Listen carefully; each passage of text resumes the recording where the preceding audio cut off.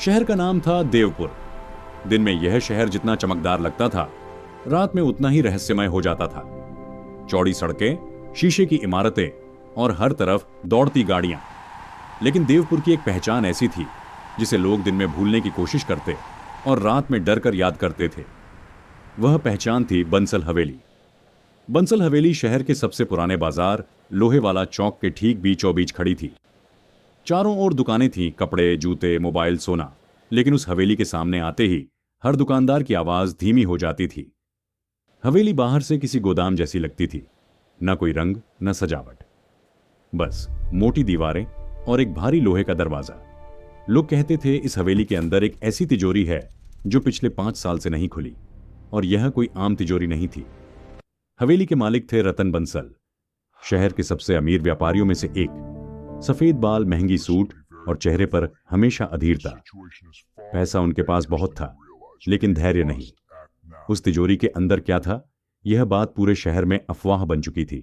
किसी ने कहा सोना और हीरे, किसी ने कहा पुराने राजाओं का खजाना, और कुछ लोग फुसफुसाकर कहते उस तिजोरी में कुछ ऐसा है जो कई लोगों को जेल पहुंचा सकता है।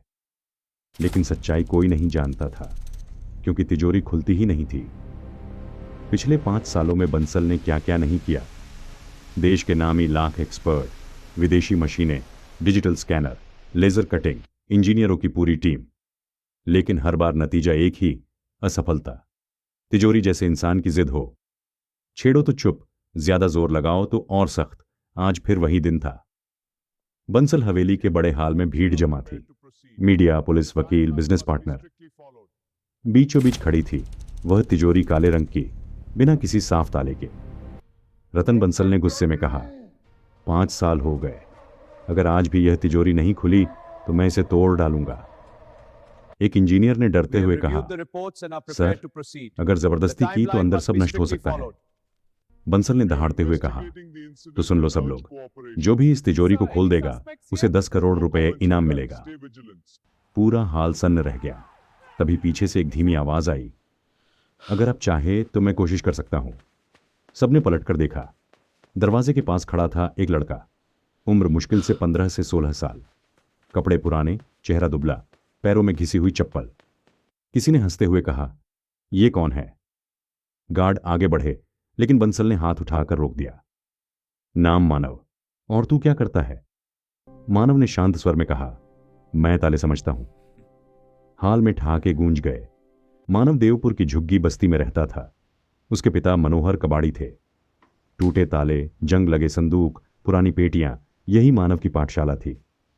आरव ने कभी किताबों में ताले नहीं पढ़े थे, लेकिन उसने उन्हें महसूस करना सीख लिया था। उसकी मां अक्सर कहती, बेटा ताले खोलना कोई काम नहीं। मानव मुस्कुराकर कहता, अम्मा, हर बंद चीज डर से बंद नहीं होती। मानव तिजोरी के सामने आकर खड़ा हुआ। उसने न हथौड़ा उठाया, न कोई औजार। वह बस देख रहा था। धातु की सतह, किनारों की मोटाई, नीचे का झुकाव। उसने कान लगाकर हल्की थपकी दी। ठक ठक। भीड़ बेचैन होने लगी, लेकिन मानव की आंखें बंद हो गईं। मानव को याद आया, उसके पिता की बात, हर ताला बोलता है बेटा, बस उसकी भाषा समझनी होती है। मानव ने दबाव बदला, ऊपर फिर नीचे। बहुत बहुत हल्की आवाज। बंसल की आंखें चौड़ी हो गईं। मानव ने तिजोरी को धक्का नहीं दिया। वह जानता था यह ताकत का खेल नहीं। उसने दोनों हथेलियां तिजोरी पर रखी, जैसे कोई डॉक्टर दिल की धड़कन सुनता है।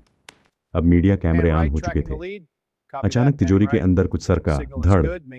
हाल में सन्नाटा। बंसल के चेहरे से रंग उड़ गया। रुको, उन्होंने कहा, तुझे कुछ चाहिए? मानव ने सिर हिलाया, नहीं, बस शांति। मानव ने एक कदम पीछे लिया। लोगों को लगा वह हार गया, लेकिन मानव जानता था अभी नहीं। उसने फिर से तिजोरी के नीचे दबाव दिया। फिर अचानक दोनों हाथ हटा ली। क्लैक। तिजोरी का दरवाजा 1 इंच बाहर आ गया और तिजोरी खुल गई। पूरा हाल स्तब्ध। अंदर सोने की ईंटें, हीरे, पुराने दस्तावेज और एक लाल कपड़े में लिपटी फाइल। लेकिन मानव की नजर पैसे पर नहीं थी। वह उस फाइल को देख रहा था। बंसल ने कहा, इनाम। मानव ने पहली बार मुस्कुराकर कहा, पैसा रख लीजिए, मुझे पढ़ना है और अपने पिता को काम से आजादी दिलानी है। कुछ महीनों बाद मानव एक टेक्निकल इंस्टीट्यूट में था। उसके पिता की कबाड़ अब वर्कशॉप बन चुकी थी। लोग कहते हैं उस दिन तिजोरी नहीं, एक लड़के की किस्मत खुली थी। अगर आपको यह कहानी पसंद आई हो तो वीडियो को लाइक करके हमारे YouTube चैनल को सब्सक्राइब जरूर करें।